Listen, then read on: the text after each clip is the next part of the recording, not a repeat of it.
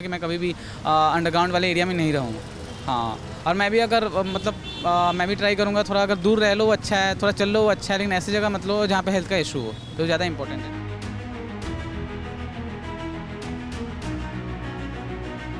क्योंकि मैक्सिमम जो स्टूडेंट्स हैं इसमें वो सब मिडिल क्लास वाले हैं, तो उनका रहता है कि बस बनना है, कैसे बनना है, मतलब कहीं रह के बन लेंगे, उसमें कोई दिक्कत नहीं है। और आपको लगता है सुरक्षा के लिए एक पुख्ता इंतजाम होने चाहिए कोचिंग के तरफ? बिल्कुल होने चाहिए, पुख्ता इंतजाम होने चाहिए। यहाँ पे देश के कोने कोने से यहाँ पे बच्चे आते हैं जो गवर्नमेंट एग्ज़ाम की प्रिपरेशन कर रहे हैं। यूपीएससी जो देश का माना हुआ एग्ज़ाम है।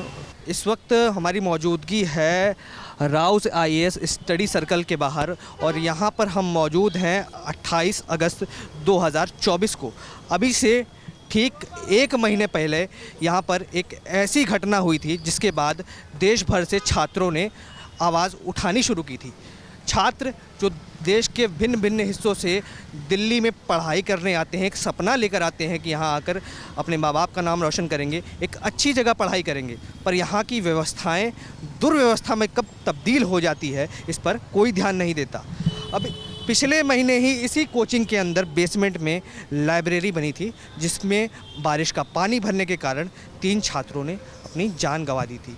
अब एक महीने बाद क्या कुछ यहाँ डेवलपमेंट हुए हैं, क्या कुछ यहाँ विकास हुआ है और छात्रों की सुरक्षा के लिए क्या कुछ नए कदम उठाए गए हैं, इसकी बात करेंगे छात्रों से यहाँ के दूसरे इंस्टीट्यूट में पढ़ रहे हैं, क्योंकि राउस तो इस समय सील है पर यहाँ पर कोचिंग हब बना हुआ है।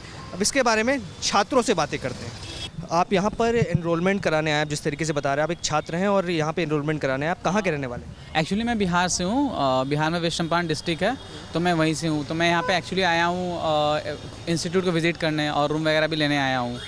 तो अभी कुछ फिक्स किया नहीं है कहाँ पे एडमिशन लूँगा, और ऑनलाइन ऑफलाइन को भी लेके मैंने कुछ डिसीजन अभी नहीं लिया हूँ। अच्छा, आपने सुना होगा अभी से एक महीने पहले ठीक 27 जुलाई की रात जिस तरीके से इसी कोचिंग में राउस आईएएस कोचिंग में कुछ छात्रों को बेसमेंट में पानी भरने की वजह से उनकी डेथ हो गई, उनकी मृत्यु हो गई।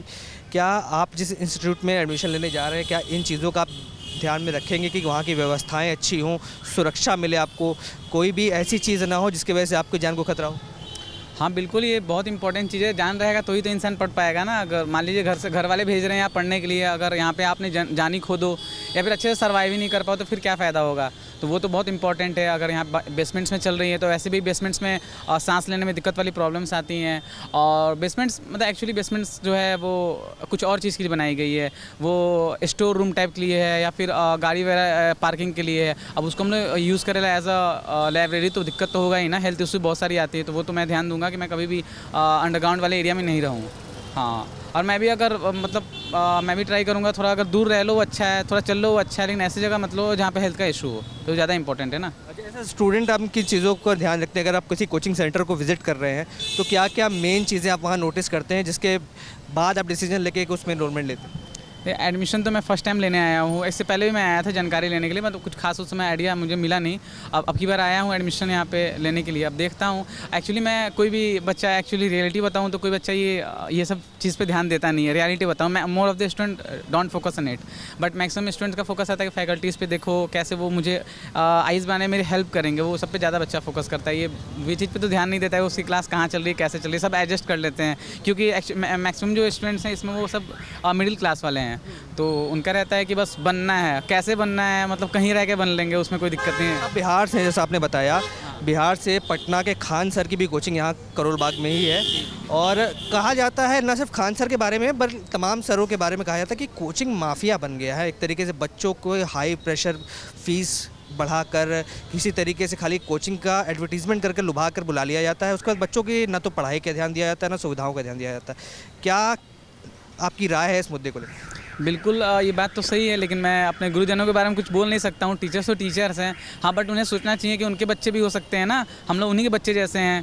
अब हम लोग पे ध्यान देना चाहिए, उन लोगों के बच्चों को सब चीज़ मिले। हर चीज़ पे ऐसा तो होता नहीं है, और बच्चे उन्हें भगवान मान के आ रहे हैं तो उनको ग्राउंड लेवल पर उनके साथ एग्जिस्ट करना चाहिए, उनका सपोर्ट करना चाहिए, बहुत इंपॉर्टेंट है।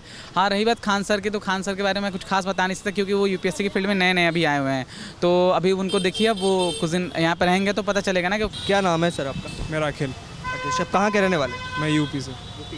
अच्छा, आपने ये घटना के बारे में सुना होगा जब राउस इंस्टीट्यूट में 3 बच्चों की दम घुटने की वजह से पानी भरने के बाद मौत हो गई थी। क्या आपके इंस्टीट्यूट में या आपके दोस्तों के इंस्टीट्यूट में उसके बाद से कुछ बदलाव देखने को मिले हैं, कुछ सुरक्षा के लिए बड़े कदम उठाने को देखने को मिले?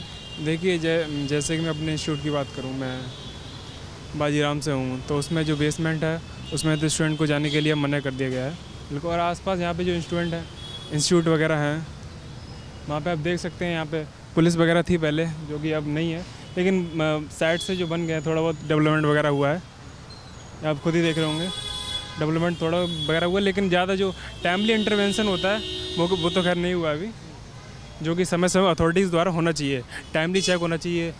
और मैं मीडिया से भी कहना चाहूँगा, जैसे कि जब ऐसे इंसिडेंट होते हैं ऑल ओवर द कंट्री, अभी जो आपका कोलकाता में हुआ आरजी कर हॉस्पिटल में हुआ है, वहाँ पे हफ्ते 2 हफ्ते ऐसा रहता है, उसके बाद पूरे मीडिया भी इसके बाहर चले आता है और मीडिया पर ज़्यादा कुछ कंट्री में दिखाता है नहीं। इसीलिए सौगंध टीवी आज 1 महीने के बाद दोबारा से आया है। हम उस समय भी आए थे और इस समय भी आए हैं, ये दिखाने कि क्या जो देश भर से छात्रों की आवाज़ उठी थी उनकी सुरक्षा को लेकर, क्या उसके खिलाफ कोई कदम उठाए गए? क्योंकि राउस तो सील हो गया, पर यहाँ पर कोचिंग का सेंटर बना हुआ है, पूरा कोचिंग हब है, तो वहाँ पे तमाम छात्र पढ़ते हैं और अलग अलग जगह से आते हैं। आप भी जैसे उत्तर प्रदेश से आए हैं, तो आप जब घर से दूर आ रहे हैं तो आपकी सुरक्षा के लिए क्या एक सबक सीख कर कुछ बेहतर इंतजाम किए जा रहे हैं या नहीं, ये आपसे जानने का उद्देश्य है।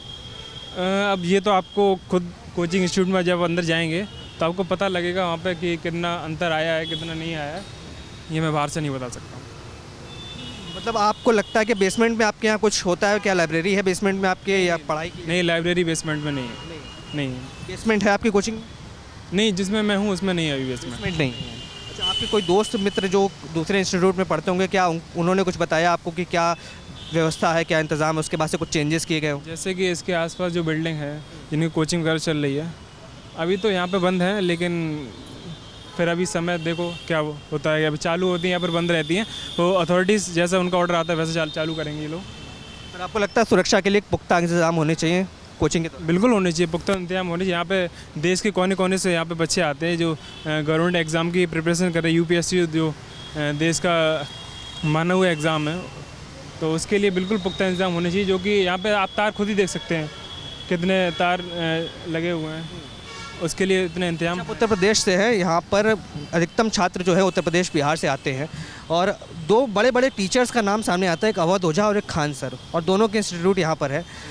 क्या लोग इस तरह की बातें करते हैं कि कोचिंग को ना धंधा बना दिया गया है, पैसा लूटने का, पैसा चूसने का, बच्चों को लबलुहान चेहरे दिखाकर बड़ी बड़ी बातें कर कर अपने कोचिंग में बुला लेते हैं और फिर व्यवस्था वैसी नहीं दे पाते, ना पढ़ाई को ना सुरक्षा को?